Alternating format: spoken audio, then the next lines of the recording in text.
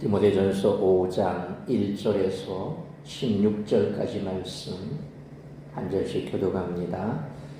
늙은이를 꾸짖지 말고 권하되 아버지에게 하듯 하며 젊은이에게는 형제에게 하듯 하고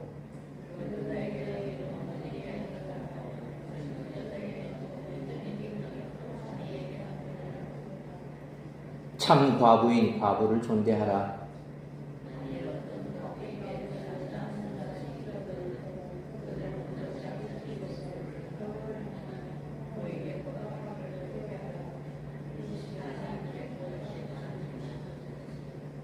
참과부로서 외로운 자는 하나님께 소망을 두어 주야로 항상 간구와 기도를 하거니와 내가 또한 이것을 명하여 그들로 책망받을 것이 없게 하라.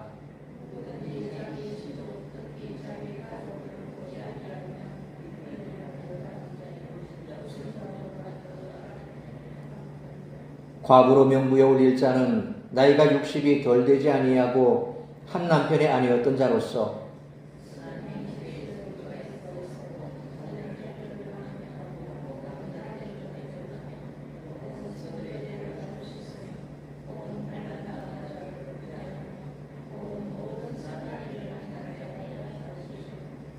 젊은 과부는 올리지 말지니 이는 정욕으로 그리스도를 배반할 때에 시집가고자 함이니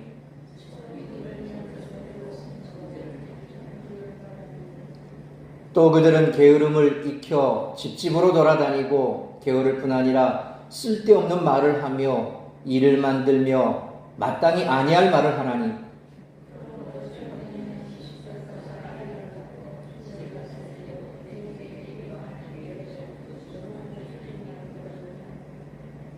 이미 사탄에게 돌아간 자들도 있도다. 만일 믿는 여자에게 과부 친척이 있거든 자기가 도와주고 교회가 짐지지 않게 하라. 이는 참 과부를 도와주게 하려 함이라. 아멘. 기도하겠습니다. 걸어가신 아버지 하나님 은혜와 사랑을 감사합니다. 오늘도 하루 온종일 우리가 삶의 터전에서 땀 흘려 수고하다 정한 시간 주님 앞에 나와 예배합니다.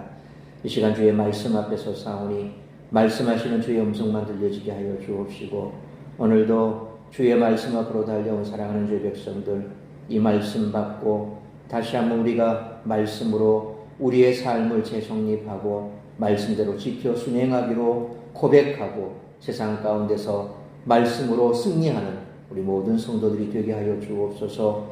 다시 한번 아버지 하나님 우리가 오늘 이 말씀 앞에 설 때에 주께서 함께 하시고 성령께서 우리의 마음의 문을 활짝 열어주시고 들을 길을 허락하시고 말씀 우리의 심령에 뿌려질 때에 우리의 마음밭이 옥토가 되어 30배, 60배, 100배 열매 맺는 말씀 될 수 있기를 간절히 빌고 소원하오며 이 모든 말씀 우리 주 예수 그리스도의 이름으로 기도하옵나이다. 아멘.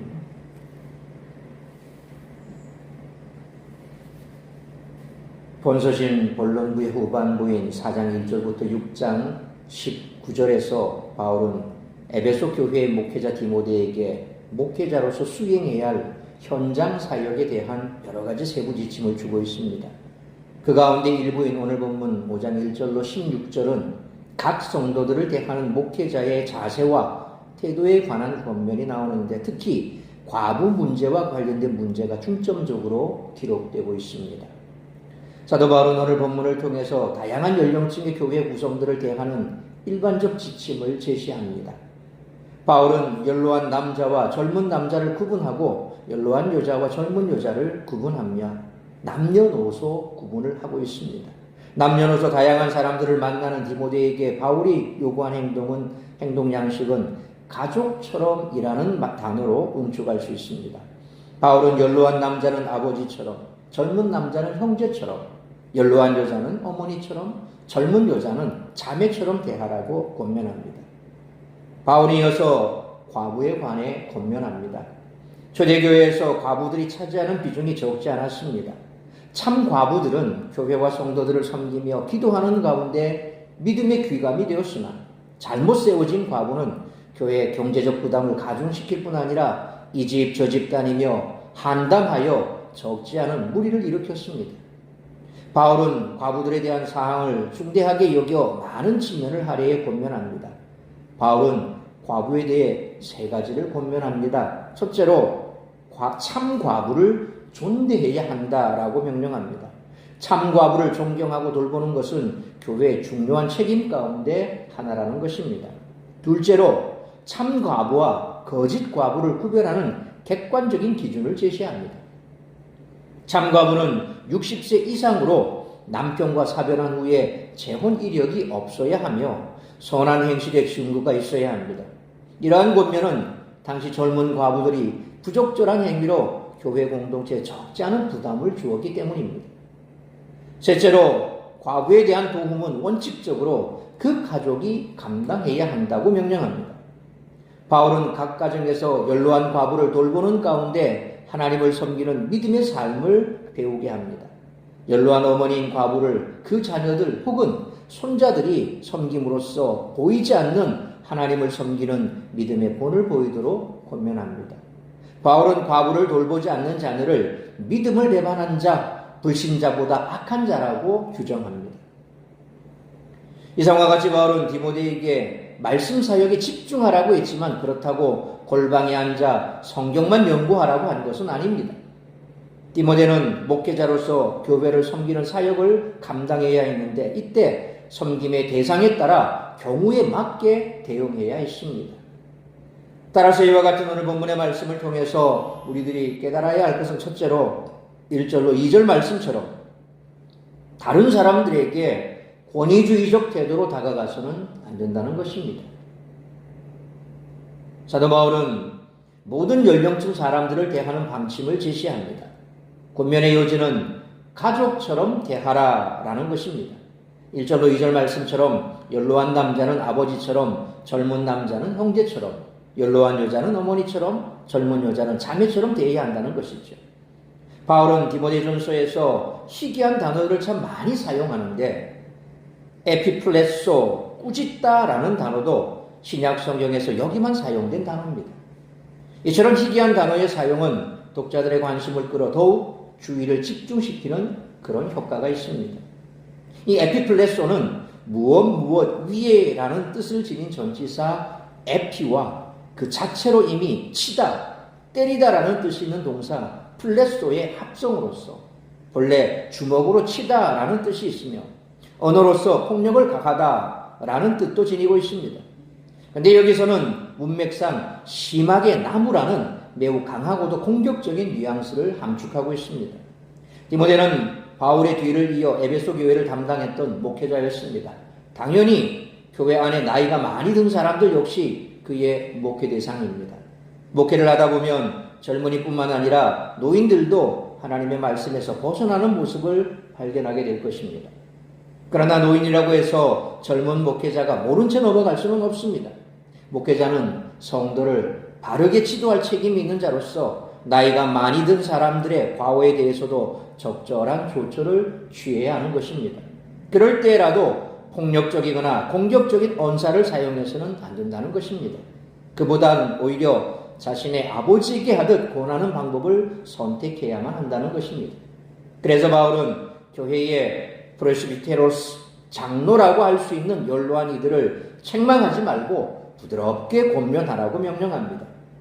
이 단어는 신약 성경에서는 주로 교회 직책으로서 장로를 뜻하는 단어로 사용됐지만 여기서는 아버지에게 하듯이라는 어구가 간접적으로 시사하듯이 단순히 교회 내에 나이가 많은 사람, 그러니까 NIV 영어에서는 older man이라고 되어 있습니다. 그러니까 늙은 사람, 노인 그런 사람을 뜻하죠. 그리고 부드럽게 권면한다는 것은 다른 사람들에게도 동일하게 해당됩니다.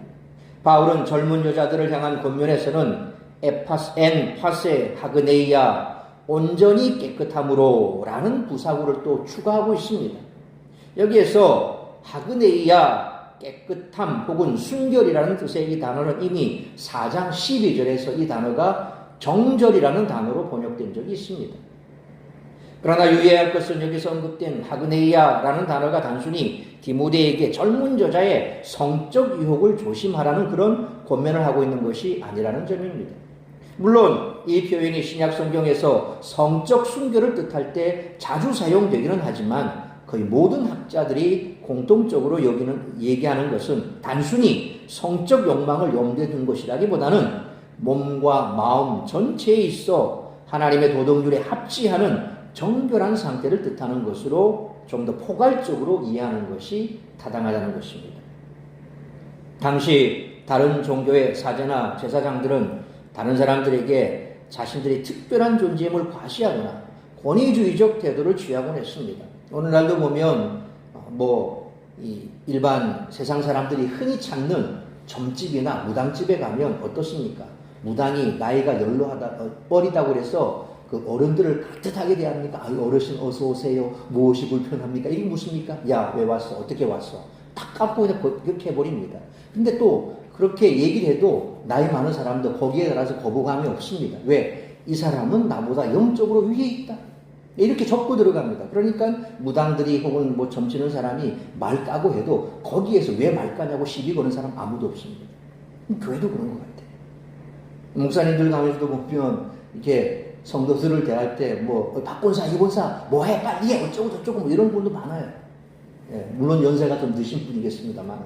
근데 사실 그런 것들이 제3자 입장에서 보면 그렇게 좋아 보이진 않죠. 특히 교회 같은 경우에서는 깍듯하게 대해야 됩니다. 젊은 사람이든 나이 든 사람이든. 젊은 사람이면 젊은 사람으로서 또 예우를 해주고 연세 드신 분은 더욱더 연세 드신 분이니까 예우를 해주고. 그런데 초대교회 같은 이런 당시 또 다른 종교에도 사제, 제사장 그런 사람들은 내가 특별한 존재다. 영적으로 너희보다 내가 우위에 있다라는 것을 이 언어로 그렇게 표현을 하죠. 하대를 해버리는 거죠. 네. 그렇게 하대를 하면 상대방은 나보다 낮은 사람이 되고 나는 상대보다 높은 사람이 되고 나는 그런 위치에 서 있기 때문에 이게 당연하다라고 생각을 해버립니다. 이게 바로 자신의 존재 가치를 그런 언어로 표현하는 겁니다. 그러나 교회 사역자는 지도자로서 권위를 가졌다고 해서 권위적으로 사람을 대해서는 안 된다는 것입니다. 분명 디모데는 말씀을 가르치는 지도자였고 교인들의 잘못을 지적해 바로잡는 일도 감당해야 했습니다. 그럼에도 나이가 많은 교인들에게는 부모처럼 대하고 젊은이들에게는 형제와 자매처럼 대해야 했다는 것이죠. 그러므로 하나님의 말씀은 절대 권위를 가지고 있지만 말씀을 가르치고 전하는 자는 결코 다른 사람들에게 권위주의적 태도로 다가서는 안 된다는 것을 우리가 항상 기억하고 교회 안에서나 밖에서나 모든 사람들을 부드럽게 대함으로 복음이 온전히 전해질 수 있도록 힘쓰는 우리 모두가 되시기를 축원합니다. 두 번째로 3절로 8절 말씀처럼 서로 돌아보고 살펴서 교회 안에 소외되는 이가 없게 해야 한다는 것입니다. 바울은 1절로 2절에서 다양한 연령층의 성도들에 대한 목회자의 바람직한 자세에 대해서 다룬 후에 이제 3절로 16절까지는 특히 참 과부를 대하는 바람직한 태도에 대해서 집중적으로 권면을 합니다. 먼저 3절로 8절까지는 공경에 직면한 참 과부를 보살필 것에 대해 당부를 하고 있습니다. 바울은 3절 말씀처럼 과부를 존대하라고 권면합니다. 이는 과부가 초대교회에서 중요한 위치임을 방증합니다. 참된 과부를 언급할 때 사용한 온토스라고 하는 이 헬라어는 어원적으로 본래, 본질적으로 혹은 그 자체로 라는 뜻으로 정말로 도움이 필요한 과부 이런 뜻입니다. 온토스는 변함없는 확신을 나타내는 감탄부사로 자주 쓰이는데 바울은 이 단어를 과부와 관련해서 3절, 5절, 16절 이렇게 3번이나 사용했습니다. 참 과부는 스스로 살아갈 만한 능력이 없거나 지참금이나 자신을 돌보아줄 친척이 없는 궁핍한 과부를 뜻합니다. 그래서 스스로 생계를 감당할 수 없기에 공동체가 그들이 마땅히 돌볼 책임이 있다고 신명기 24장 17절로 24절 그리고 사도행전 6장 1절 갈라디아서 2장 10절 말씀에 규정하고 있습니다. 그런데 남편 없이 홀로 살고 있는 참과부라고 하더라도 그녀에게 자녀나 손자들이 있다면 그들은 결코 참과부라고 할 수 없습니다. 왜냐하면 바로 이들이 자신의 어머니나 할머니를 도울 수 있기 때문입니다. 그래서 바울은 4절 말씀처럼 과부에게 자녀나 손자들이 있으면 마땅히 가족이 도와야 한다라고 가르칩니다. 이러한 가르침은 단순히 교회의 재정 부담을 경감시키기 위한 것이 아닙니다. 과부를 돌보는 일은 경건과 밀접하게 연결됩니다. 효를 행하다라고 번역된 헬라어 유세베오라고 하는 말은 디모데전서의 핵심 메시지로 제시된 경건이라는 단어, 이것이 유세베이아라는 단어입니다. 그래서 이 경건과 같은 어근입니다. 뿐만 아니라 바울은 효를 행하는 것이 하나님께 대한 신앙적인 태도와 결부되었다고 말씀합니다. 그래서 하나님께서 우리에게 주신 10계명 가운데 제5계명이 뭡니까? 내 부모를 공경하라. 이것이 언약에 있는, 약속에 있는 첫 계명이다 그랬거든요. 그러니까 4계명까지는 우리가 하나님 앞에 마땅히 해야 될 겁니다. 그 하나님께 마땅히 해야 될 건데 그것도 하나님이 복을 주시겠다고 약속을 하시고 신명기 말씀해 보면, 자, 그런데 인간 사이에서 우리가 해야 될 그 첫 번째 일이 뭡니까? 바로 5계명입니다. 내 부모를 공경하라. 그러니까 기독교가 가리키고 있는 것은 바로 그겁니다. 오늘 사도 바울도 과부가 자녀가 있으면 마땅히 그 자녀가 그 어머니나 할머니를 챙겨드리는 것이 이게 마땅하다. 그게 바로 효를 행하는 것이고 이게 경건이라는 거죠. 이어서 바울은 5절로 6절 말씀처럼 참 과부와 거짓 과부를 완곡하게 비교합니다. 바울은 자녀나 손자들이 있어 경제적 도움을 받을 수 있는 과부가 아닌 3절에서 언급한 참 과부의 조건에 대해서 이제 언급하고 있는데, 그 조건은 세 가지로 압축될 수 있습니다. 첫째는 아무도 돌아볼 사람이 없는 외로운 자이고, 둘째는 오직 하나님께만 소망을 두는 자입니다. 셋째는 주야로 항상 간구와 기도를 하는 자라는 것이죠. 첫째 요건인 외로운 자라는 말에서 이 외로운이라고 번역된 헬라어가 모노오라고 하는 말입니다. 홀로 남겨진이라는 뜻입니다. 그러니까 이 외롭다라는 단어와 홀로 남겨졌다. 사실상 우리가 뭉뚱그려 보면 홀로 남겨졌으니까 외롭지라고 얘기를 하는데, 이 외롭다라는 말이 어떻게 보면 조금 더 뉘앙스가 처집니다. 그렇죠? 그래서 원래 원뜻 자체가, 그 뜻 자체가 홀로 남겨졌다 이런 말이에요. 그래서 외롭다라는 말보다는 홀로 남겨진 이런 의미로 보는 것이 훨씬 더 의미가 맞다고 봅니다. 자, 이것은 명백히 참 과부로서의 1차적인 조건, 곧 남편이나 자녀 또는 다른 친척 등 돌봐줄 사람이 전혀 없어 경제적으로 어떠한 부양도 받지 못하는 그런 상태, 그 상태가 바로 이 홀로 남겨진 모노우라고 하는 이 단어입니다. 그래서 과부는, 참 과부는 바로 이처럼 돌봐줄 사람 아무도 없이 홀로 남겨진 사람이다 라는 것이죠. 자, 둘째 요건인 하나님께만 소망을 두는 자라는 말에서 소망을 두어라고 번역된 헬라어가 엘피조입니다. 이것은 하나님께 계속해서 희망을 걸고 있는 그런 상태를 의미합니다. 이것은 명백히 비그리스도인 과부와의 차이를 결정짓는 동시에 참 과부라는 것은 하나님께 대한 퇴색하지 않는 믿음을 가진 자라는 사실을 드러내고 있습니다. 그러니까 믿음이 있어야 된다는 거죠. 다른 어떤 뭔가를 기대는 것이 아니라 오직 하나님만 바라보는 사람, 이 사람이 바로 참 과부라는 겁니다. 셋째 요건은 주야로 항상 간구와 기도를 하는 자인데, 교회가 구제의 대상으로서 참 과부를 선정하는 데 있어 이게 물질적인 면뿐만 아니라 영적인 면에서의 조건도 성립되어야 함을 분명하게 밝히고 있는 것이 주야로 항상 간구와 기도하는 자라는 것입니다.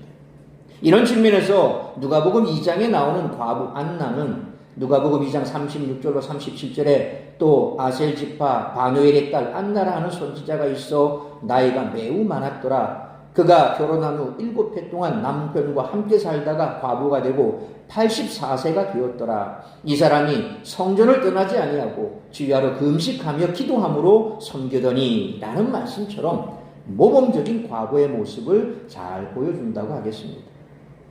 이어서 바울은 참 과부와 달리 잘못된 행실을 가진 과부를 책망합니다. 향락을 행하는 자라는 이 단어가 참 과부와 대꾸를 이루는 단어임을 보여주지요. 거짓 과부라 할 수 있는 이들은 스파탈로사라는 말입니다. 향락을 좋아하는 자다, 그렇게 묘사하고 있습니다. 여기에서 향락을 좋아한다라고 번역된 헬라어 동사 스파탈라오라고 하는 말은 일하지 않고 빈둥거리면서 과도한 오락이나 안락에 집착하는 것을 의미하는 단어로 음탕하게 살다, 사치스럽게 살다, 쾌락을 즐기다 라는 뜻으로 해석이 됩니다. 이것은 바울 당시 거의 안정적인 직업을 갖지 못했던 과부들이 생계를 위해 부도덕한 매춘 행위를 자행했던 것을 상기시킵니다. 이러한 행위에 탐닉하는 과부들은 결국 그녀들이 이전에 잠시나마 누렸던 영적인 기쁨이나 환희를 망각하게 되어 육체적으로는 생명을 누리나 영적으로는 하나님의 생명에서 떠나게 된다는 것입니다. 그래서 바울은 7절 말씀처럼 교회에서 세우는 과부들이 책망받는 일이 없도록 구체적인 규칙을 제시합니다. 바울은 과부에 대한 규칙을 말하기 전에 8절 말씀처럼 친족들이 과부를 돌보아야 함을 다시 한번 강조합니다. 가족을 돌보지 않는 대상은 믿음을 저버린 자들이요 심지어 불신자보다 더 악한 자라고 경계하고 있습니다. 초대교회 사역 가운데 중요한 것 한 가지가 바로 가난한 자들을 구제하는 사역이었습니다. 그렇기에 바울은 디모데에게 이 사역을 어떤 원칙을 가지고 감당해야 하는지를 오늘 본문을 통해서 가르칩니다. 바울은 우선 참 과부를 존대하라 그렇게 명령합니다.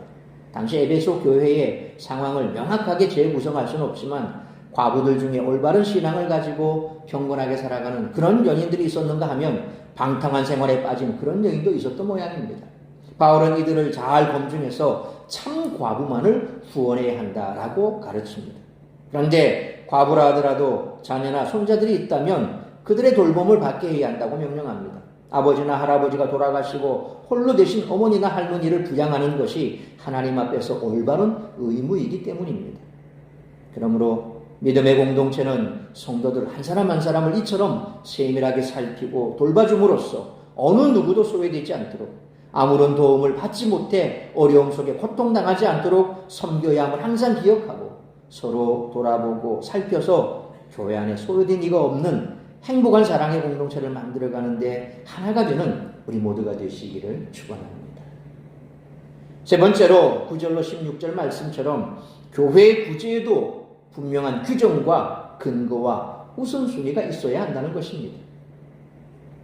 이어서 9절로 10절 말씀처럼 바울은 과부로 명부에 올릴 대상은 교회가 생계를 책임져야 하는 이들이며 과부로 분류해야 하는 조건을 60세 이상으로 한 남편의 아내였고 선한 행위에 대한 증거들이 있어야 한다라고 말씀하고 있습니다. 왜냐하면 60세 이하의 여성은 스스로 일해서 생계를 꾸려나갈 수 있기 때문입니다. 오늘날도 지금은 나이가 이제 조금 많이 아마 한 65세인가요? 예, 우리 무료로 승차할 수 있는 나이 65세입니까? 60세도 좀 더 올라갔죠. 옛날에 60세만 되면 됐는데 실제 저도 지금 올해 58인데 곧 60이 됩니다. 뭐 불편합니다. 지금 60이 된다 그래 분들 옛날 같으면 환갑이다 그랬는데 물론 저희 가까운 인근의 목사님은 지금 손주가 셋입니다. 저하고 동갑입니다. 근데 손주가 셋이에요. 참, 예. 그분 보면 참 신기합니다. 어쨌든 간에. 예. 그러는데 60이라 그래도 뭐 거의 노인 취급하면 안 되죠. 예. 그러니까 여기서도 60세 이하는 보세요. 지금 초대교회 1세기 당시입니다. 그러니까 지금부터 어떻습니까? 2000년이 넘어가요. 그 당시도 60세 이하는 젊은 층에 들어갔다. 이렇게 보면 상당히 참, 지금 우리의 이 복지 시스템에 봤을 때도 충분히 이해가 되죠. 그러니까 60세 이하는 스스로가 뭔가 할 수 있다라고 그렇게 생각했던 거죠. 그래서 60세 이상이 되어야 된다라고 얘기를 하고 있습니다. 그리고 한 남편의 아내는 여러 남편을 두지 않았음을 의미하고 있습니다. 또한 과부에 대한 규정은 자녀들, 공동체와 사회에서 봉사한 내용 등 모든 선한 일에 대한 검증도 요구하기에 우리가 앞에 살펴본 장로직과 집사직 이상의 자격 요건을 요구한다. 그렇게 볼 수 있습니다. 바울이 이렇게 까다로운 조건을 제시하는 이유는 당시 교회 공동체 안에서 과부로 세워져 교회에 도움을 받는 이들이 적지 않은 문제를 야기했기 때문입니다. 그래서 바울은 11절로 12절 말씀처럼 젊은 과부들을 세우는 것을 크게 경계합니다. 이들에 대한 바울의 비판은 신랄합니다. 젊은 과부가 다시 결혼해 그리스도를 배반할 가능성이 많다라고 경고합니다. 과부로 세워졌다가 마음이 변해 결혼하고자 한다면 처음 믿음을 저버렸기에 정죄 이런 것이라는 것이죠. 고린도전서 7장 39절에 아내는 그 남편이 살아있는 동안에 매여 있다가 남편이 죽으면 자유로워 자기 뜻대로 시집갈 것이나 주 안에서만 할 것이니라 라는 말씀처럼 성경은 과부의 재혼을 금하거나 정죄하지 않습니다. 특히 룻과 같은 경우에서 볼 수 있듯이 재혼은 아름다우며 큰 축복이라고 할 수 있습니다. 그럼에도 불구하고 젊은 과부의 재가와 관련해서 이처럼 부정적 묘사가 나오는 것은 여기에서 언급하고 있는 과부는 평범한 과부가 아니라 다시 재가하지 않고 그리스도와 교회만을 위해서 일하겠다라고 서원한 과부라는 것입니다. 그러니까 하나님 앞에 맹세한 겁니다. 나 결혼 안 하고 주님 신랑 삼아서 나 그렇게 평생 살겠습니다. 교회 앞에 그렇게 하고 과부 명부에 이름을 올리고 교회로부터 재정적인 지원을 받는 그런 사람이에요. 그런데 젊다 보니까 첫 해는 그랬어요. 둘째, 셋째, 넷째 한 3, 4년, 5년쯤 지나니까 그때부터 마음이 슬슬 바뀌기 시작합니다. 그래서 그냥 다시 재가를 해버려요. 그럼 뭡니까? 하나님 앞에 맹세한 것을 스스로가 어겨버렸죠. 그리고 교회 앞에 그렇게 공적으로 선포를 했는데 그런데 그걸 어겨버린 거예요. 그러면 그를 과부의 명부에 올려준 교회와 그리고 성도들이 볼 때 이 배신감이라는 거죠. 또 하나님 앞에 서원했는데 그 서원한 것을 이 사람이 깨버렸단 말이에요. 그렇기 때문에 바울은 정욕으로 인하여 이러한 서원을 저버린 경우 이는 그리스도에 대한 배반과 마찬가지의 죄임을 강조하고 있는 것이죠. 또한 젊은 과부를 과부 명부에 올려질 경우 13절 말씀처럼 생계를 위해 일할 필요가 없어 게을러져서 집집마다 돌아다니며 루머를 퍼뜨려 교회를 어렵게 할 수 있다는 것입니다. 그렇기 때문에 바울은 젊은 과부는 14절 말씀처럼 하라 그렇게 말하고 있습니다. 젊은 과부가 재혼해서 아이를 낳고 집을 다스려야 하는 것은 계속해서 과부로 살아갈 경우 13절 말씀과 같은 폐단이 끊어지지 않을 것이기 때문에 그들은 차라리 재혼하여 가정일에 전념하는 것이 낫다라고 바울은 본 것이죠. 바울은 결혼 혹은 재혼에 대하여 금지한 적은 없습니다. 물론 그 자신은 독신 생활을 선호했지만 모든 사람들이 각각 결혼이나 독신에 대한 은사를 하나님으로부터 부여받았다는 사실을 기꺼이 인정하죠. 그래서 나아가 성적 욕구에 대해서 실제적인 필요가 있다는 것까지 그는 인정합니다. 그래서 나처럼 되기를 원하나 그러나 다 그렇게 하지 말라는 겁니다. 이것은 특별한 누군가에게 하나님께서 은사로 주신 것이다. 독신도 은사예요. 결혼하는 것도 은사입니다. 그래서 너무 강조하지 말라는 거예요. 그래서 그런 것에 대해서 우리가 그리스도 안에서 그가 그렇게 하나님 앞에 서원한 것이 있다면 그렇게 하는 것이 좋다라는 것입니다. 그런데 그냥 그렇게 막연하게 그럴 것이 아니라 정말 그랬다면 그 서원한 대로 지켜야 할 것이고 그렇지 못하다면 결혼하라는 겁니다. 그것 때문에 고민할 것도 없고 그것 때문에 자꾸 스스로 죄책감 갖지 말라는 거예요. 차라리 그럴 것 같으면 결혼하라는 겁니다. 그러므로 젊은 과부들이 시집을 가고 아이를 낳고 가정을 다스리는 것은 성경적으로 아무런 문제가 되지 않습니다. 한편 바울은 이렇게 젊은 과부는 원칙적으로 다시 재혼케 해서 새 가정을 돌보게 함으로 교회를 대적하는 자들에게 비방의 구실을 주지 않는 것이 바람직하다라는 사실을 강조하고 있습니다. 왜냐하면 15절 말씀처럼 이미 어떤 젊은 과부들은 타락해서 사탄에게 돌아갔기 때문입니다. 앞서 말씀드린 것처럼 이 젊은 과부가 교회에 서원을 했지만 재가를 한다든지 혹은 그러고 나서 오히려 생계일 때문에 매출의 행위에 빠진다지. 그렇게 되면 교회로서는 얼마나 참 당황스럽겠습니까? 이런 문제들이 사실상 교회 안에서 이 젊은 과부들 사이에서 당시 적지 않은 문제가 되었던 것이 사실이기 때문에 그래서 그런 예를 들어서 어떤 젊은 과부들은 타락해서 사탄에게 돌아갔다라고 표현을 하고 있습니다. 바울은 16절에서 과부를 돕는 원칙을 다시 한번 명시합니다. 과부를 공개할 책임은 남녀무론하고 믿는 자의 가정에서 마땅히 져야 한다는 것입니다. 이처럼 바울은 과부로 명부에 올릴 자를 규정하면서 교회가 공식적으로 후원해야 할 과부의 명단을 작성하라고 말씀합니다. 과부로 명단에 올릴 자는 60세 이상으로 한 남편의 아내였던 자, 선한 행실의 증거가 있는 자입니다. 바울은 특히 선한 행실의 증거를 언급하면서 남편을 잃었음에도 불구하고 자녀를 충실히 양육했을 뿐 아니라 어려운 사람을 돕기까지 한 사람이라면 교회 후원을 받을 자격이 충분하다고 설명합니다. 그러나 젊은 과부들에 대해서는 상당한 경계를 보이는데 아마도 당시 거짓 교사들의 가르침에 휩쓸린 그런 사람들 중에 젊은 과부가 많았기 때문으로 추정됩니다. 또한 과부에게 친척이 있으면 그들이 과부를 도와주게 하라고 명령합니다. 친족의 어려움을 외면하면서 다른 사람을 사랑하고 섬긴다고 할 수 없기 때문이죠. 그리고 바울은 도움받을 친척이 없는 과부를 후원해야 한다고 가르칩니다. 이렇게 상황과 형편과 처지에 따라 교회는 우선순위를 정해 도움의 손길을 펼쳐야 한다는 것입니다. 그러므로 교회가 분명한 규정과 근거하에 우선순위를 정해 구제를 하므로 교회 공동체가 더욱 든든히 서갈 수 있도록 힘쓰는 우리 모두가 되시기를 축원합니다. 사랑하는 성도 여러분, 사도 바울이 가르치는 경건하면은 오늘 본문의 말씀처럼 경우에 맞게 사람들을 섬기는 지혜까지도 포함이 됩니다. 교회는 사람을 사랑하고 배려하는 공동체지만 무분별하게 베풀다가 보면 무질서한 공동체가 되기 때문입니다. 그러므로 비둘기처럼 순결히 하는 동시에 뱀처럼 지혜롭게 섬김의 대상을 바르게 인식하고 올바른 섬김으로 선을 이루어가는 우리 교회와 성도님들 되시기를 주님의 이름으로 축원합니다. 기도하겠습니다. 걸어가신 아버지 하나님, 은혜와 사랑을 감사합니다. 사도 바울이 디모데에게 이처럼 교회를 다스림에 목회함에 있어 그 교회 안에 소외된 자, 힘든 자, 어려운 자를 잘 구별하여 또 교회가 그들을 소외받지 않고 그들이 살아감에 믿음을 저버리지 않을 만큼 힘들지 않도록 생활할 수 있도록 적극적으로 도와야 할 것에 대한 말씀을 하고 있습니다.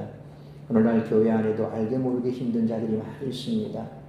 물질적으로 힘든 자도 있고 심적으로 힘든 자도 있고 또 육체적인 질병으로 인하여 고통받는 자도 있고, 그래서 우리가 늘 성도 간에 서로 살피고 돌보아서 이처럼 외로운 자, 소외된 자들이 교회 안에서 힘들어 지치지 않도록 우리가 도와주어야 할 것입니다.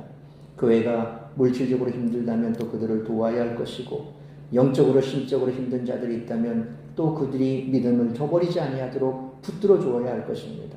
그러므로 항상 우리 모두가 이처럼 교회 안에서 늘 함께 믿음 생활하는 성도들을 잘 살펴보고 돌보아서 소외되거나 외롭지 않도록, 힘들어하지 않도록 잘 우리가 감당할 수 있어야 할 뿐만 아니라 우리가 세상 가운데서도 이처럼 권위적으로 사람들을 대하지 않아야 할 것은 항상 복음이 전거되기를 위해서 힘써야 할 것입니다. 우리가 겸손하게 항상 남들을 배려하고 사랑으로 대할 때 그 속에서 복음이 신속하게 증거될 줄 믿습니다. 항상 권위적인 태도가 아니라 부드럽고 또 사랑으로 세상 사람들에게 잘 접근하여 그들에게 구원의 복음을 증거하여 날마다 교회 안에 믿는 자의 수가 더해가고 하나님 나라가 확장되는 일에 우리 또한 한마음 한뜻으로 쓰임받아야 할 것입니다. 그러므로 교회 안팎에서 우리가 이러한 태도를 가지고 또 교회 안에 서로 아름다운 믿음의 동력자들이 서로 살피고 소외됨이 없이 아름답게 성장하는 우리 사람생 교회가 될 수 있도록 우리 모두가 힘쓸 수 있는 그러한 믿음의 공동체를 만들어갈 수 있도록 은혜 내려 주옵소서. 이 모든 말씀 우리 주 예수 그리스도의 이름으로 기도하옵나이다. 아멘.